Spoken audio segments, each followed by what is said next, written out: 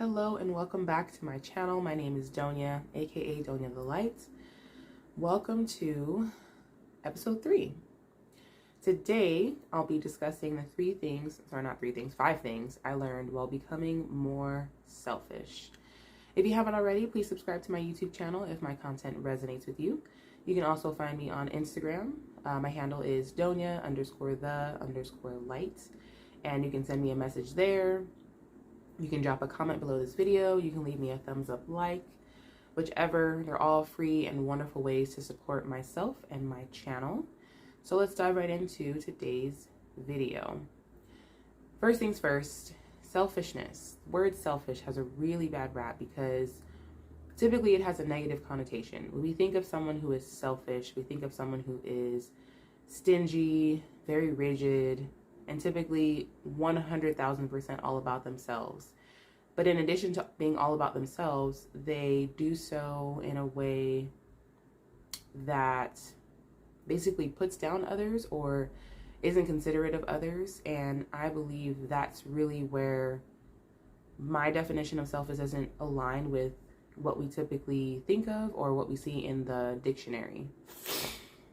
My definition of selfish is essentially more aligned with self-love and self-care and doing things that we need to do in order to promote our own health in every aspect, emotional, spiritual, physical, every aspect of our health. So the first thing that I learned, or one of the 5 things that I've learned on my journey to become more selfish, is that being selfish is not a bad thing. It's not just inherently bad that you would like to be or need to be more selfish.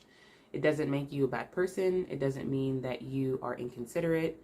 It doesn't mean that, it doesn't mean any of those things. It doesn't mean that you're rigid. It doesn't mean that you're harsh. It just means that being selfish is something that we need for survival, but also to thrive as better people. It's something that we need to grow because you are the most important person in your life. And I can say that as a mother who's about to deliver a baby. I am the most important person in my life. And if I don't tend to my own needs first, having a newborn baby is a perfect example. If I don't nourish my body in the way that it needs to be nourished, I can't nourish my baby's body, right? If I don't treat myself the way that I need to be treated, I won't be able to illustrate how to do so for my son and my daughter. Right? So I have to remember that I am the most important person in my life. The next thing, or one of the next things that I learned on my journey to become more selfish is, as I mentioned before, I consider self-love to be selfish. And something that I believe we all forget about self-love is it's not just this fancy buzzword that everyone has been saying for the past couple years as we as a community or a nation or what have you have become a little bit more aligned with our needs. Self-love is about doing things that we have never done before, perhaps things that we've thought about doing in order to care for our spiritual, mental, physical, emotional health, right? So many of us are familiar with, going to the optometrist or going to the dentist, 1 or 2 times a year. Many of us are familiar with going to the physician and getting a physical once a year, every couple years, or going to the doctor if we feel sick, etc. But many of us don't connect or visit with a mental health specialist every month or a few times a year or even once a year, period. Many of us don't visit someone like a chiropractor or a physical therapist or a massage therapist to tend to our physical body on a little bit of a deeper level on a regular basis. These are things that we just don't do.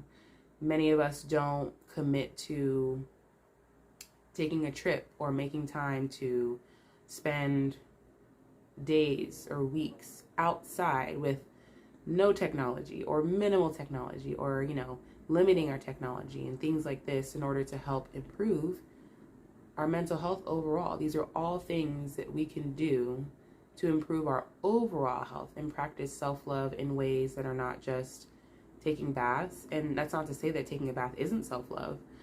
I just believe that when it comes to this practice, we need to dig a little bit deeper. And we can be so creative in finding ways to practice these things that are financially sound and work for us, because typically that's the reason why people say they can't do something, is because either they don't have the time or they don't have the money. In reality, we have both. We just have to create the space for these things in our lives if we place a high value on them. If we believe that they're important, we'll find the time and we'll find the money, right? One of the next things that I learned on my journey to become more selfish is that not everyone is going to like the more selfish you. And this definitely aligns with the next thing that I'm going to discuss. But if you have a coworker who typically is very comfortable with having lunch with you every single day, and it's to the point where they don't even ask, they just assume that they're going to have lunch with you. And all of a sudden, if now you're telling this coworker, hey, I actually don't want to have lunch with you every single day anymore. I'd like to just have lunch with you on Tuesdays and Thursdays because that's my decision. You really don't have to give them a reason. They may take it personally. And oftentimes people take you saying yes to yourself as you saying no to them. When in reality, you're not responsible for anyone else's needs other than your own. And again, newborn baby, I get it. But when it comes to other people, those are things that they need to kind of figure out on their own or ask questions about. But it's not your responsibility to make this person feel warm and fuzzy and included and loved and wanted every day at lunch. Because let's be honest, some people are just exhausting to be around. We know people, we have people in our lives that are energy vampires. And often those are the most difficult people to be selfish around because they feel like they're entitled to you and your space and your time. So moving on to the fourth thing that I've learned is that being selfish requires boundaries. It requires you to tell that coworker, check it out. Here's the decision that I'm making. You know, it's going to start today. I'm just informing you. And if that person violates that boundary, you know, let's say they follow you to lunch and, you know, try and force themselves into your space, even though you clearly informed them that you would not like to have lunch with them because of whatever day of the week it is, there needs to be a consequence for that person violating your boundary. Maybe that consequence is, hey, we already had this conversation. I really don't appreciate you not honoring this boundary. If you cross this boundary again, I won't have lunch with you at all anymore. So instead of the Tuesday, Thursdays, it just won't happen at all, because I don't appreciate someone who can't honor something that I'm telling them, especially because it's not malicious. It's not a you versus them type thing. It's just you choosing yourself. And again, you have no obligation to support this person. Now, this person may really feel like you are their emotional support person, and that's not what you're there for. You work together. If they need an emotional support person, then they need to see a therapist, or they need to connect with their partner. But perhaps a therapist would be best, because that's what therapists are there for. They are there for emotional support specifically. So they know how to handle the emotions of a person. They know how to hopefully, you know, release and not hold on to the things that, you know, their clients share with them and what have you. But that's not your role at all. And that's kind of where guilt comes in, which is a whole nother topic for a whole nother day. Last thing that I learned, number 5, in my journey to become more selfish, is that being selfish requires practice. All of the things that I've mentioned so far require practice. Changing our definition of the word selfish requires practice. Figuring out what self-love looks like to you specifically as a person. Not self-love as it's portrayed on Instagram or in Facebook Reels or whatever, Facebook Reels, anything like that. What self-love looks like to you. And sometimes it's doing more of something, sometimes it's doing less of something, sometimes it's adding something to your life, sometimes it's removing something from your life, sometimes adding people, sometimes it's removing people. But self-love is going to look unique to you. So figuring out what that looks like is going to require practice. It's not something that's just going to happen overnight. And that by itself can be really difficult because we are very accustomed to enjoying things more when they're instant. That's why we like Instagram so much because reels are only 15 seconds long, and that's pretty instant. You know, getting used to the fact that not everyone is going to enjoy or be happy with or accept the more selfish you. That requires practice, because it may come from someone who's very close to us, someone that we love a lot, and it may be a little bit of a shock. It may hurt our feelings, and that's totally understandable.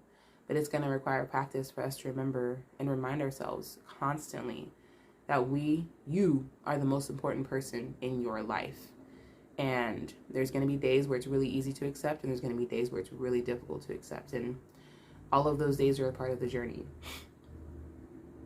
The fact that being selfish requires boundaries is probably, it's difficult. It's difficult to enforce boundaries, especially with certain people that we feel are very set in their ways. Typically, these are the people who, sometimes it's our parents or grandparents, people that are older in our lives who we feel are just, this is them, that's it, they're not going to change. And sometimes that's true. Sometimes because of the fact that these people aren't going to change and aren't going to budge, the boundary looks more like, you know, simply spending less time with this person, simply involving them less in your life if they can't contribute to your life in a positive and meaningful way, regardless of their relationship to you, the way that they impact you, you know, your mental health and so many other aspects of your life, maybe the way they speak to your children, maybe the way they speak to you, maybe the way they speak down to you or whatever, means that they just don't need to take up so much space in your life. You don't have to, you know, pretend they don't exist, but some sort of boundary needs to be placed there. And remember that boundaries are rules of engagement between you and another person. It's saying, you know, these are the conversations that I'm comfortable having with you, or, you know, these are the things that I would like that you not say to me or ask me or whatever. Those are boundaries. There has to be consequences in order for people to really understand and grasp those boundaries. It can't just be, this is the boundary, okay, bye. There has to be some sort of consequence for that person or those people if they violate that boundary. And that by itself, having those conversations requires practice. So just a quick recap for today's video. The 5 things that I've learned on my journey personally to becoming more selfish is that being selfish is not a bad thing. Self-love, in my personal definition of self-love and selfishness, self-love is selfish. Number 3, not everyone is going to like the, let's say, new selfish you or just the more selfish you. Number 4, being selfish requires boundaries. And number 5, being selfish requires practice. It absolutely does. I appreciate you being here today, beloved. I hope you enjoyed this video. If this resonated with you, please leave me a thumbs up, like, and subscribe to my YouTube channel.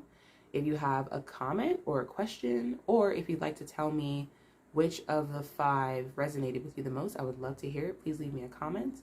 Otherwise, have a beautiful day. Once again, you can find me on Instagram. My handle is Donia, DONA_the_lights. And I will see y'all next week. Once again, which I don't think I said today, I'll be posting new videos every Tuesday and Thursday. Have a beautiful day.